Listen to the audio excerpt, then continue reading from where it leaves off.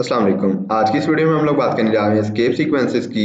तो escape sequences क्या होते हैं? ये हमारे बैक स्लैश के साथ लिखे जाते हैं और ये हमारे प्रोग्राम के अंदर कुछ छोटे छोटे स्पेशल फंक्शंस परफॉर्म करते हैं। देखते हैं हमारे पास एस्केप सीक्वेंसेस क्या होते हैं। मैं यहाँ थोड़ा सा नीचे आ जाता हूँ और सबसे पहले अगर मैं ये चाहता हूँ कि मेरा जब प्रोग्राम चले तो उसमें एक छोटी सी बीप साउंड, छोटी सी साउंड हो, क्या बीप की, तो वो मैं कैसे आ सकता हूँ? कंसोल डॉट राइट लाइन और इसके अंदर मैं कॉमास के अंदर लिख दूंगा back slash.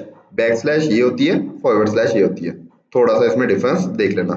Back slash A, ए का मतलब है, बैक स्लैश ए का मतलब है अलर्ट। अलर्ट क्या करेगा? अलर्ट हमारे प्रोग्राम में एक बीप साउंड जो है वो जनरेट करेगा और जब हमारा प्रोग्राम रन होगा और इस लाइन को रीड करेगा, रन करेगा हमारे प्रोग्राम को, इस लाइन को, तो वो एक बीप की साउंड जनरेट करेगा। तो नेक्स्ट अपने escape सीक्वेंसेस की तरफ चलते हैं, वो है हमारा बैक स्लैश एन। ठीक है, तो मैं यहाँ पे कहता हूँ कंसोल डॉट राइट लाइन।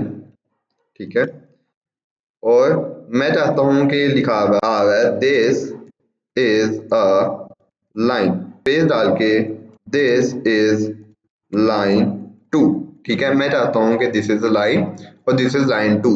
ये मेरा क्या करेगा? ये एक लाइन के अंदर लिखा हुआ आ जाएगा। अगर मैंने इन्हें दो लाइंस के अंदर लिखना है तो मैं दो कंसोल डॉट राइट लाइन ऊपर नीचे लिख के उनको प्रिंट करवा सकता हूँ, लेकिन मैं चाहता हूँ एक ही लाइन हो और उसके दरमियान में ही यहाँ पे कटिंग हो जाए, यानी यहाँ तक आए पहली लाइन और उसके बाद नई लाइन स्टार्ट हो जाए।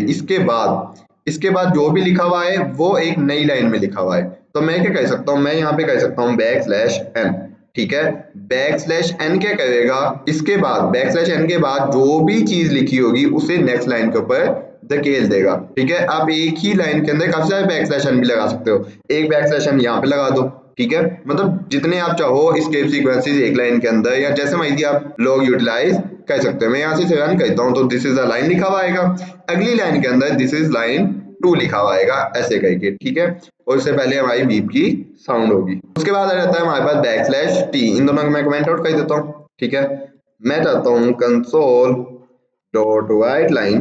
ठीक है, और sorry right line semicolon, commas के अंदर मैं लिख देता हूँ दिस दिस। मैं चाहता हूँ कि इनके अंदर बहुत सारी स्पेसेस आ जाए। अगर मैं ऐसे करता हूँ, ठीक है, ये मैंने किया और मैंने किया, ठीक है, तो मेरे पास यहाँ पे बहुत सारी स्पेसेस आ गई। ठीक है, लेकिन मैं चाहता हूँ कि एक स्पेसिफिक सी मेरे पास एक टेबुलर स्पेस मेरे पास यहाँ पे आ जाए। तो मैं उसके लिए इतने एरिया छोड़ने के बजाय बैक स्लैश टी कर सकता हूँ। बैक स्लैश टी मेरे पास यहाँ पे टेबुलर स्पेस इन दोनों के दरमियान में रख देगा। ठीक है, तो दिस और दिस के अंदर अभी आप देखना यहाँ पे ये 1 2 3 4 टैब का स्पेस आ गया मेरे पास। ओके, तो ये टेबुलर स्पेस के बाद मेरे पास आ जाता है, अगर मैं चाहता हूं कि मेरे कोड के अंदर डॉट राइट लाइन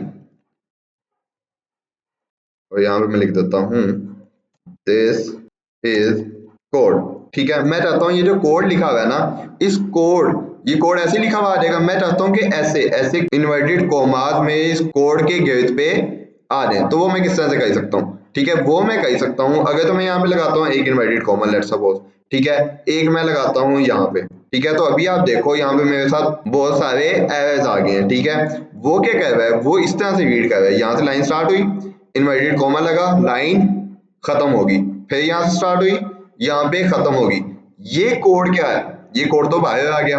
ठीक है, यहाँ अगर सिंगल है तो मेरी लाइन यहाँ पे खत्म होगी और यहाँ से एक नई लाइन स्टार्ट होगी है जो कहीं पे खत्म नहीं होगी, और ना ही इन दो स्ट्रिंग्स की हमने कंकैटिनेशन की हुई है। ऐसे ही है ना? तो इस वजह से मेरे पास यहाँ पे बहुत सारे एरर्स आ जाएंगे। तो इसका सोल्यूशन क्या है? कि हमने इन्वर्टेड कॉमा लगाने हैं, शो करवाने हैं, तो उसका सोल्यूशन ये है कि मैं इन दोनों से पहले बैक स्लैश लगा दूं। ठीक है, बैक स्लैश क्या करेगा? इस इन्वर्टेड कोमा को स्क्रीन के ऊपर प्रिंट करने के काम आएगा। ठीक है, अब हमारे कोड के दोनों साइडों के ऊपर यहाँ पे इन्वर्टेड कोमास लगे हुए आ गए। ठीक है, तो ये था हमारा इन्वर्टेड कोमास। इसी तरह से अगर मैं बात करूँ, मैंने स्क्रीन के ऊपर प्रिंट ही बैक स्लैश करवानी हो। ठीक है, अगर मैंने यहाँ पे दिस इज बैक स्लैश, ठीक है। अगर मैंने स्क्रीन के ऊपर बैक स्लैश ही प्रिंट करवानी हो तो फिर से मुझे यहाँ पे आगे देखने को मिल गया कि सिंगल जो है वो बैक स्लैश आपने लगा दिया, उसके साथ आपने कोई एस्केप सीक्वेंस नहीं लगाया, ना एन लिखा, ना ए लिखा, ना टी लिखा, ना इन्वर्टेड कॉमा लिखा, कुछ भी नहीं लिखा। तो ये बैक स्लैश लगाने का आपका पर्पस क्या था? मैं तो हालांकि यहाँ पे एक बैक स्लैश प्रिंट करवाना चाह रहा था, ठीक है। तो मैं यहाँ पे क्या कर सकता हूँ, मैं बैक स्लैश लिखूंगा, ठीक है। अब ये क्या करेगा, ये मेरी स्क्रीन के ऊपर एक बैक स्लैश को प्रिंट करवा देगा, ठीक है। मैं यहाँ से इसे रन करता हूँ तो मेरे पास लिखा हुआ आ गया दिस इज बैक स्लैश, ठीक है। मैं इसे क्लोज कर देता हूँ। तो ये थे हमारे एस्केप सीक्वेंसेस, जिसमें हमारे पास alert, beep sound, next line के ऊपर मूव करवाने के लिए, टैब स्पेस देने के लिए, इन्वर्टेड कॉमा लिखने के लिए, बैक स्लैश लगाने के लिए, और भी इस तरह के कुछ हमारे पास एस्केप सीक्वेंसेस हैं। आप गूगल करके अपनी नीड के अकॉर्डिंग उठा सकते हो, ठीक है। तो ये था हमारा आज का टॉपिक। इससे रेलिवेंट अगर आपका कोई भी क्वेश्चन हो तो आप लोग कमेंट सेक्शन में मेरे से पूछ सकते हैं। मिलते हैं अपनी नेक्स्ट वीडियो के अंदर, तब तक के लिए अल्लाह हाफिज।